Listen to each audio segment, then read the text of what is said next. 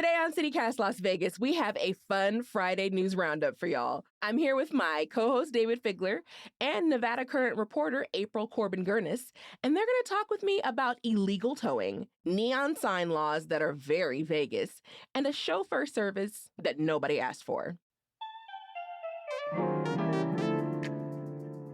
It's Friday, April 28th. I'm Vogue Robinson, and here's what Las Vegas is talking about.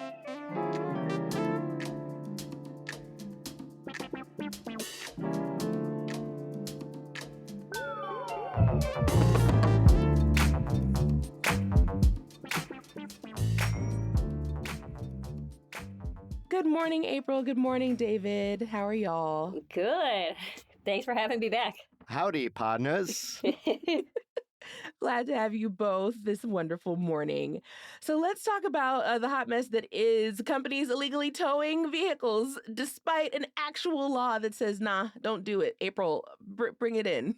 Yeah. So essentially in 2021, Nevada lawmakers made it illegal for towing companies to tow a vehicle out of an apartment complex or like an HOA solely because it has unregistered license plates. So if you're like parked in your neighbor's or if you're like parked in front of a fire hydrant, you can get towed. That's fine. But you're not supposed to tow strictly because the person does not have up-to-date license plates. So that bill in 2021 was sparked by reports from groups like the ACLU of Nevada, who was saying that these sort of tows had increased, particularly in low-income communities. And at that time, it was like particularly egregious. One, because a lot of people were financially struggling, so it's just kind of messed up to profit off of that, right? And two, because a lot of the cars that were being towed in 2020 specifically were registered. They just hadn't received their sticker from the DMV, which was, of course, experiencing like logistical challenges because it was like shutdowns and stuff. Right. But fast forward to today and surprise, it's still happening, they say. And tow companies are still skirting the rules, towing people illegally, and then charging them fees that they're not supposed to and justifying it. Mm-hmm. C.H. Miller, the assemblyman who sort of represents part of like East Las Vegas area, went to a towing company, a tow yard with a constituent as he tried to get his car out. And he saw that constituent get charged with a impound fee when it was clearly a storage fee, which is what the 2021 outlawed. And so Miller has introduced this bill, Assembly Bill 303, to clean up that language and make it sort of crystal clear that you are not allowed to tow strictly out of registration plates, and to sort of make it crystal clear that you cannot charge anything, like any kind of fee, because it was an illegal tow. So, Dayvid, I mean, does Vegas have a history of unfair towing? Let's just say this, Vogue.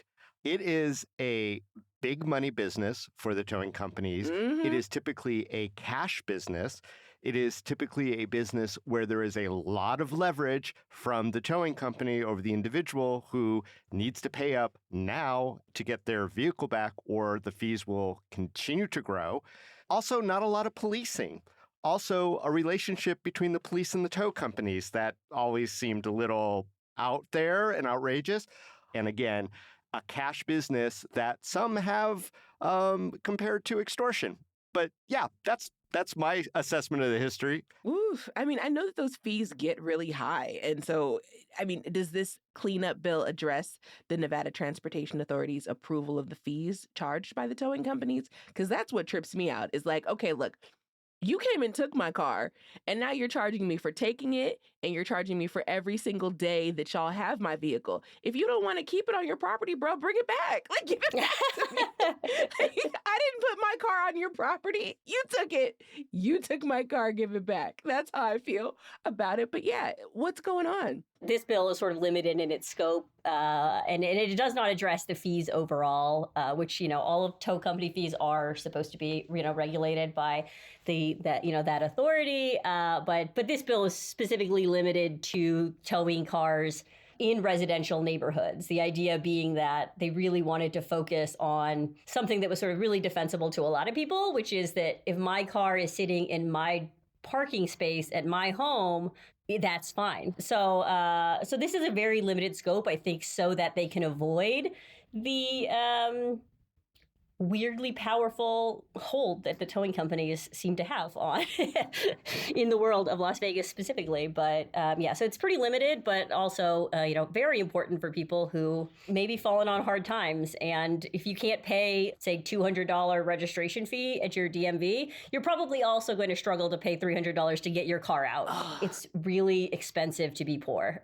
and that we should help people and not sort of be predatory. And one really amazing thing that, or a good interaction, I'll say, that happened during the legislative hearing was that, because there's a hardship tariff that they included in part of this, so that like if you are a really low income person, you can have those fees reduced by about 30%. So the Towing Association comes up and says, in opposition to the bill, if you lower the fees by 30%, that takes away our profit margin. To which C.H. Miller came back in his closing statement and said, you just proved my point, that towing companies are seeking out low-income people, and they know that's their audience for these people, and for their tows. So it's a fascinating topic. Well, and I'm wondering how forthright these towing companies are with the lower income folks who get their cars towed, that they have this option. So if they don't know about it, I can't imagine that if somebody walks up there and says, man, I am broke ass poor, I am emptying my bank account right now because you're holding my car hostage, and I'm, I work at Burger King, or I'm a school teacher, which are both very low-income jobs in our community.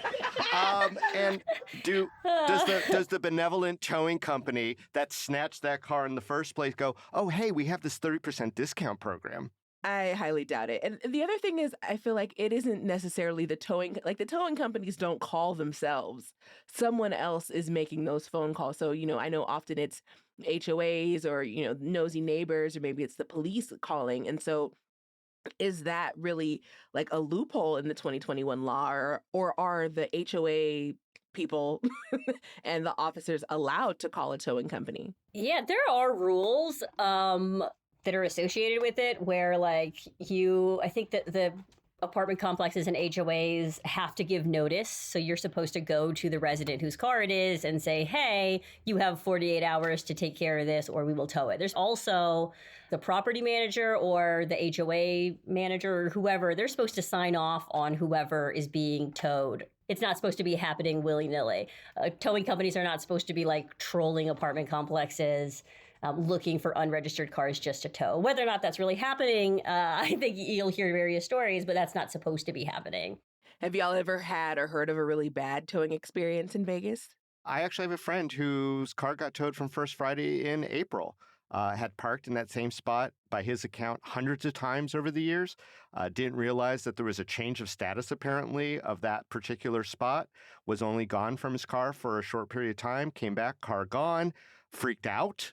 An hour and a half later, he got his car back, $315 poorer, and not too happy about it. I think he was very fearful of telling his wife about that. That happens all the time. I've had a personal bad experience with it. Police came out because I was contesting. We sort of sorted it out, but not without a little bit of drama. But I looked it up afterwards, and I'm just like, where are my appellate rights? Where are my due process rights? They do not particularly exist. I think that the towing company practices in our community definitely deserve a little bit more regulation.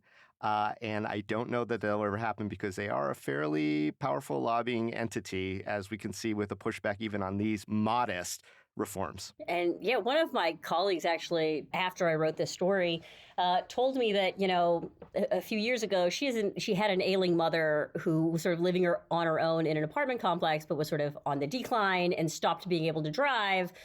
Her car sat in the apartment complex for a while, and the registration lapsed because nobody was driving the car, and they were trying to figure out what are the next steps for this, elderly woman.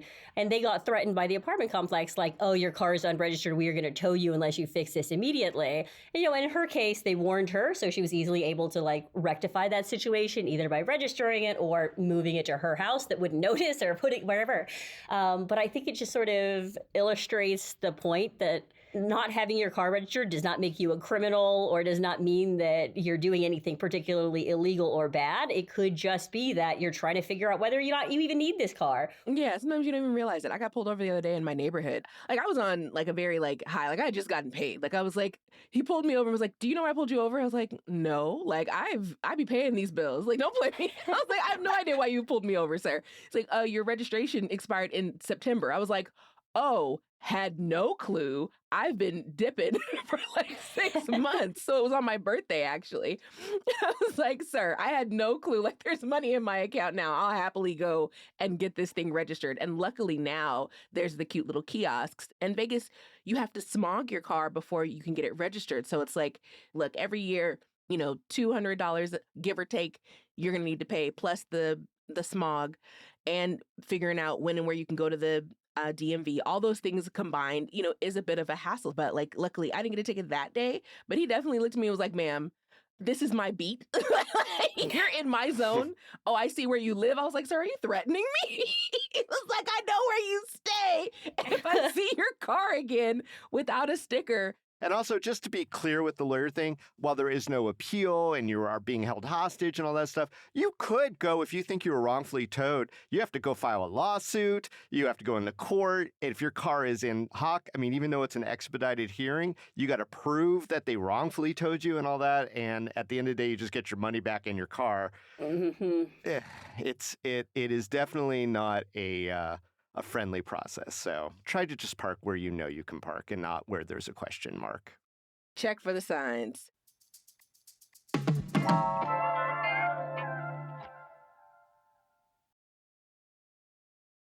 Speaking of signs, let's talk about the iconic Vegas Vic sign, because apparently it was not lit up. This poor, beautiful neon sign was not lit. It was looking dull, and people in the city were upset. Dayvid, talk to me about the Vegas Vic sign and the Las Vegas city codes that it actually violated. All right, so we've got this iconic figure. It is, by all accounts, a neon sign, although it doesn't really advertise anything anymore. It's the one people are probably familiar with, the old cowboy. It's been floating around Las Vegas and promoting Las Vegas, saying, "Howdy, pardner," I think, which was PODNER. On purpose, they did that because, quaint. God bless. In one form or another, going back to the 1940s, okay? The sign that people are familiar with, that is basically a guy with a cowboy hat. There's a cigarette coming out of his mouth. He's got his little thumb pointing to himself, has been up in one form or another since 1951 on Fremont Street. And he has not had a great life as a 70-year-old cowboy. He has gone through a lot of problems. He used to talk. He don't talk no more. He used to say, "Howdy, partner." He used to smoke. He don't smoke no more. He used to move his arm. He used to have a taller hat. They cut that one down. And he used to be lit all the time. And apparently some people complained to the city saying that this is in violation of the Municipal Downtown Casino Overlay Sign Standards Code. I looked at that code. It's interesting. So what's the code in normal people speak? What's the code say? In normal people speak, if the code actually applies to signs like Vegas Vic on the Fremont Street pedestrian mall area, the basic rule, Vogue, of the Unified Development Code for the City of Las Vegas and the downtown overlay signage is that all signs must be fully illuminated from at least 1 hour before dusk until 1 hour after dawn. And this sign is It's a hard-working sign. broken down, and it hasn't been lit for a long time. It's owned by some out-of-state folk, and some people complained. I'm not sure who, but the city said, "We have issued them a citation," and that's the last word on it. I love that threats were issued. Y'all better turn that light back on. You better keep that light blaring. Like, it's just the opposite of parents at home that have bills. Like, turn the lights up. No, turn it back on. I mean, like, does the Strip also have any municipal codes about the signs? Like, do they have to have neon signs as well? Yeah, Las Vegas Boulevard has similar signage standards as part of their historic byway, that their signs need to be lit as well. Hmm. April, I mean, this feels like one of those only in Vegas things. I watched you just shake your head just now. Do you think it will affect our city's reputation if some of our neon signs were to stay dark? I don't know if this is going to be a hot take, but I kind of think it does matter. Ah. I get it. I get it. Let's think about downtown Las Vegas. There are reasons enough that people are going to go into downtown Las Vegas and be like, this place is trashy and classless and falling apart, which I don't agree with, but you'll see that. You know what I mean? People will have a problem with drunk people and the buskers and, trash and also whatever reasons. The busted up buskers and the busted up signs. Exactly. Having the Working people. But looking at it, they're going to judge a bunch of other stuff that are sort of beyond our control or whatever. It does matter, essentially. I think that, if you're walking down the strip as a tourist and there's all these lights, that's a big one. That's not a small, it's noticeably if it's not lit up, I think. And if you see it and it's not lit up, I think it does bring down the value or the perception of how Vegas looks, which I would not normally say because I'm sort of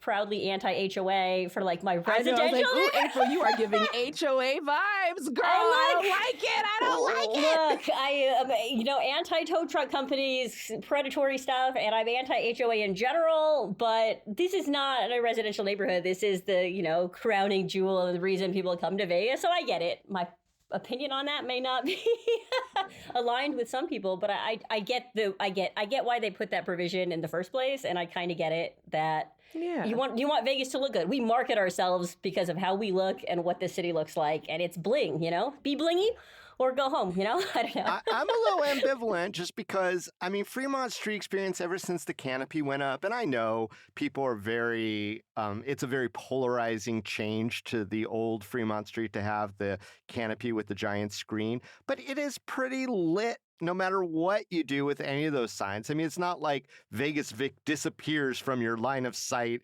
if it's not fully illuminated at all times. Mm-hmm. But also we have an absentee owner here, and I can't just get over that. Vegas Vic has not been treated well over the last 70 years on a lot of accounts. That could have been a really, really cool part, but it doesn't really belong to anything anymore. It used to be part of a thing called the Pioneer Casino, which is no longer there. It is iconic. I think it would be rough if it went away. He used to have a companion called Vegas Vicky, sometimes misidentified as Sassy Sally because of a nearby casino. But Vegas Vicky was wed. I don't know if it was a shotgun wedding. I don't know. It was a Vegas drive-through wedding, obviously. Right? In 1994, but then they stole her away, and now she exists inside the Circa Hotel. I think it might be time for someone to get back into negotiations. Maybe the Neon Museum get back involved. Yeah. Yeah. There was a try. They tried to do that before, and they failed because the business owner wanted to hang on to it. But this business owner, like so many absentee owners in Las Vegas, doesn't seem to really care about what's good for us. One of my questions was who do you think gets more upset at seeing a dark Vegas neon sign? But I think it's more than that. I think it's really about our neon signs are part of our history as a city. And so we literally have a museum down the street that is an ode to those signs. And so they're part of people's memories as children or as adults of what our city looks like. And so essentially, this person is low-key holding Vegas Vic hostage. But I think in the case of this historic sign, give it back if you're not going to take good care of it. Yeah, it has been restored numerous times over the decades. Obviously, it has to. But yeah, they have to pay for all that, and maybe they just gave up. Right. Maybe the city should, I don't know if they could eminently domain a old sign, but maybe it's time to do that too. Who knows? Oh, Vegas Vic. They could donate it. The owner could donate it to the Neon Museum because it's a nonprofit, and then they could still get the tax write-off. And still have it where it is. And then give up that piece of our history. Or they could just put Vegas Vic in memory care. The old man. Adelson. It's retirement time.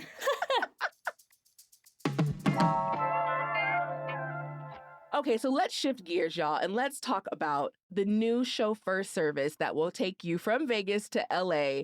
I would argue it's the opposite. I feel like people are coming from LA to Vegas, but what do I know? In a very, bougie vehicle for, the low price of $900. They say, it's an alternative to shorter flights and you don't have to drive yourself. They can book their travel plans. They offer door-to-door service. They'll let you put, I think it's 2 bags is like the first level that you can put in as far as how many bags you can have in the vehicle. But the comparison of the price between using this service, just taking the round trip flight and like a Uber or a Lyft or something, you're looking at around $250 versus this 900 to 1,000 plus. I do not understand. You don't save time. Like you'd have to save me time for this to make sense. Because assuming that this, Brightline West high-speed railway gets built, who knows? But do you think that this is going to survive as a travel option between Vegas and LA? What do y'all think? Assuming that the Brightline West high-speed railway gets built, I mean, we've been talking about high-speed railway getting built since Vegas Vic was still a school kid. So I can't imagine this hasn't been tried before to, junket people that way. But if you're going to spend that money, why would you not use a plane? You get a bus. Right. I don't know. I mean, it's just, if people feel like they can make money off of people's extra cash, they're gonna. So will it survive? I guess it depends on marketing and enough suckers in the world. What do you think, April? Strange concept to me because I don't mind driving that drive. Like I would rather just drive myself than be stuck in have a chauffeur and driving. Like, I don't know. Like, I don't understand. It's a weird marketing concept for sure. And I mean, I guess if you look at it financially, because I think you could have 3 people in the car, right? So like if you were going to have 3 people in the car rather than spend $200 each, you could spend $900 collectively to go there. That brings the like gap in cost a little bit further. So I could see people doing it as like I don't know, just like a luxury thing. Like if you really hate flying on airplanes and, you can't afford first class and you still don't like first class anyway because you still have to like sit in an airport and get germs. Like I could see it having a really limited appeal or whatever. But like, it's strange to me. But I'm like, just drive yourself. Like it's pretty easy drive. It's one road basically. It's not hard. I guess if you hate flying, or if your body and the size of those seats do not match, right, then that would make sense for why you wouldn't want to get on a plane. I could definitely understand that. You don't want to put the wear and tear on your own vehicle. Sure. I hate the drive back to California. I haven't done it in years because I hate it so much. It's boring. That's it's true. So boring. There's nothing that makes it less boring except for friends. So I guess if you were taking like a friend's trip and like 6 of y'all, if y'all did the big van situation, and so 5 or 6 friends in the car, you're all singing and you're not in charge of the driving, you'll get there safely. I could see it kind of sort of making sense. Party bus light, Yeah, I would need some amenities. Like I feel like I would need a massage. I would need taxes, tolls, and tips is not enough. That's not enough of an amenity. No, I think I would want like a facial because that makes sense for the amount of time that we'd be in there. So I think I would want a massage and a facial and maybe like a tarot reading. Like let's just do all the things that we can do while sitting still in this 4-hour drive back out to California. Dayvid, what would you need to justify this trip and the cost of it? A celebrity who's down on their luck, or like Jason Statham would be great to reprise his role from The Transporter with me as the cargo. Yes. Sandra Bullock and Keanu Reeves together. Yes. I'm on board. Okay, sign me up. Charge me double. This chauffeur cannot drop below 85 miles per hour to LA. I'm in. That's $995 well spent. Right, but see, if it was Jason Statham for The Transporter, though, we'd be in the trunk, and so like it wouldn't be a comfortable kind of ride. So I don't know about that, but we get there safely. Some of those cars probably have really nice trunks, though. You know what I mean? Put me in the boot. That was British. April, what would it take what would justify this trip in this expensive vehicle to California? If somebody would pay for it for me. There you go. Like if somebody would. There you go. That's like the only reason I could think of. Or like peer pressure if I had friends, like you said, like a girl trip or something, and we were all going and they were really into it for whatever reason.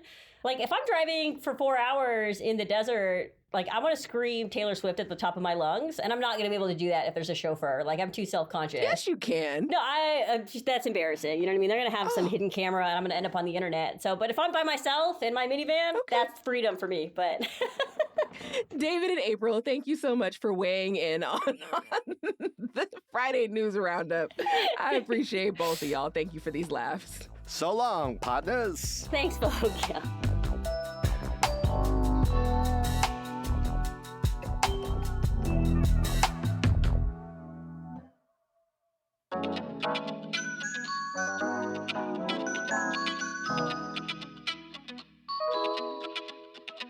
That's all for today here on CityCast Las Vegas.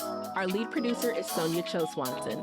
Our producer is Layla Muhammad, with help from A.K. Al-Mumin. Our newsletter editor is Scott Dickensheets, and our hosts are Dayvid Figler and myself, Vogue Robinson. Music is by OG Moose and All the Kimonos. We record this show on the traditional homelands of the Nuwuvi, the Southern Paiute people. If you enjoyed the show, go ahead and tell a friend. Rate the show, leave us a review, and subscribe to our morning newsletter. We'll be back Monday morning with more news from around the city. Take care. There Recording. we go. Waves. Waves. Amber waves of Red grain. waves.